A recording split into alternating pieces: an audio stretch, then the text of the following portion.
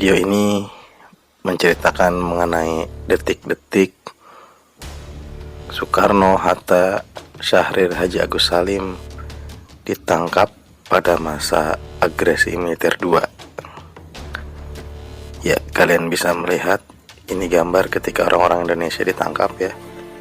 Kemudian ini mobil-mobil militer tentara Belanda sudah mulai melakukan penetrasi ke Yogyakarta.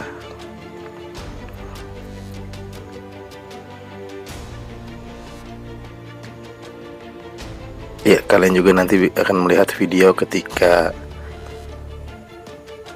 para pendiri bangsa kita ya tertangkap di Yogyakarta. Jadi ini settingnya di Yogyakarta ketika pasca ditandatanganinya perjanjian Renville, Indonesia akan semakin terdesak. Nah, ketika Indonesia semakin terdesak itulah kemudian Belanda melakukan agresi militer 2 pada tahun 1948. Nah, sebetulnya ini adalah pelanggaran internasional ya, karena memang Belanda tidak sabar ya ingin menguasai Indonesia. Akhirnya dia tidak mengindahkan perjanjian Linggarjati ya, kemudian mengirimkan militernya, invasi militer ke Indonesia. Kalau kita lihat ya, meskipun ditangkap tapi perlakuan orang-orang Belanda masih menaruh hormat ya kepada para pendiri bangsa kita.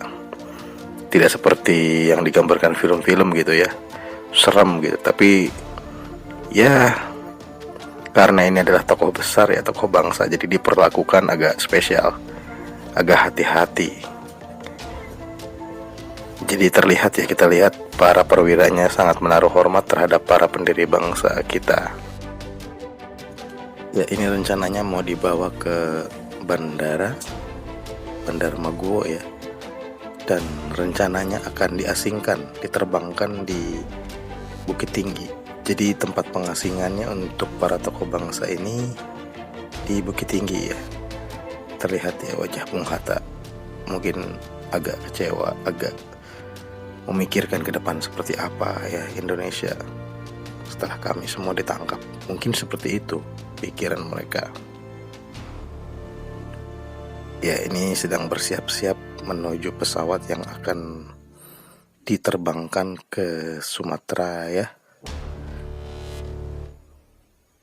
Baling-balingnya sudah mulai berputar, tandanya sudah siap diberangkatkan. Ya, para pendiri bangsa kita diasingkan ke Bukit Tinggi.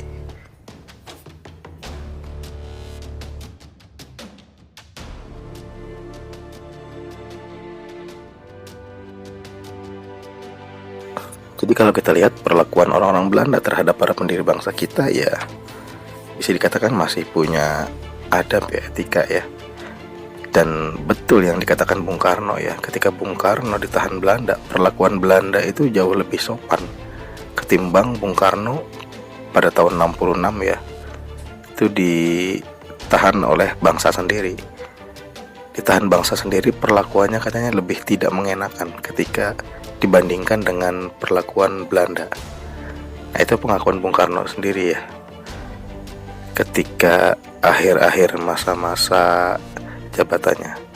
Karena kan memang Bung Karno ketika tahun 66 ya, awal-awal rezim Orde Baru kan memang statusnya adalah tahanan kota.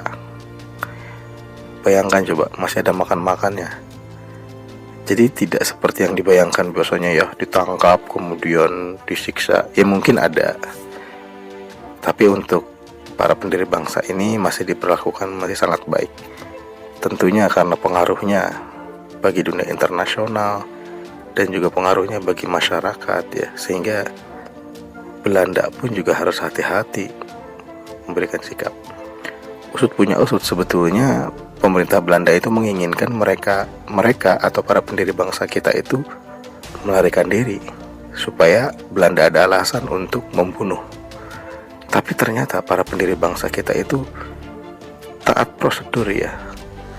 Silakan Belanda membawa mereka kemanapun begitu, mengikuti, sehingga Belanda tidak ada alasan untuk memperlakukan mereka secara kasar.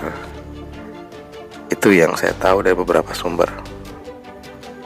mengatakan seperti itu.